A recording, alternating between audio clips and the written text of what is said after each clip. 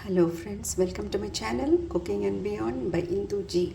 இன்றைக்கி நான் புடலங்காவும் கடலைப்பருப்பும் போட்டு ஒரு பொடி மாஸ் மாதிரி பண்ணியிருக்கேன். புட்டுன்னு சொல்லலாம். இது எப்படின்னா, புடலங்காவை தனியாக வேக வச்சுருங்க, உப்பு போட்டு கடலைப்பருப்பை ஊற வச்சுட்டு அப்புறம் நல்லா ஒன்றும் பாதியமாக வேக வச்சுருக்கேன். அதுக்கப்புறம் அது ரெண்டுத்தையும் ஒன்றா வச்சுக்கோங்க.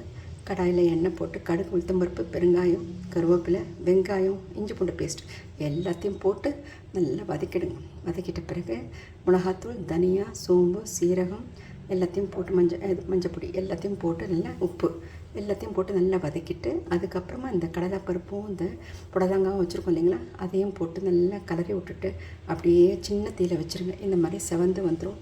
இது பேர் புடலங்காவும் கடலைப்பருப்பு புட்டு. அதனால் ரொம்ப ருசியாக இருக்கும். மழை காலத்துக்கு ரொம்ப டேஸ்டியாக இருக்கும். பெருங்காயத்தூள் போட்டுக்கோங்க, ஏன்னா கடலைப்பருப்பு இருக்கிறதானே கொஞ்சம் வயிற்றுக்கு கஷ்டமாக இருக்கும். அதனால் நீங்கள் கடலைப்பருப்பை முக்கால் பாதி வெந்தால் போகிறோம். புடலங்காய் நல்லா வேகணும். எல்லாத்தையும் நல்லா செவக்க சின்ன தீயில் நல்லா கிறிஸ்பாக இது மாதிரி வறுத்துட்டிங்கன்னா சாம்பார் சாதத்துக்கு, ரச சாதத்துக்கு, சப்பாத்திக்கு தொட்டுக்கலாம், பூரிக்கு தொட்டுக்கலாம், அப்புறமா தயிர் சாதத்துக்கு எல்லாத்துக்குமே ரொம்ப நல்ல ஒரு சைட் டிஷ்ஷாக இருக்கும்.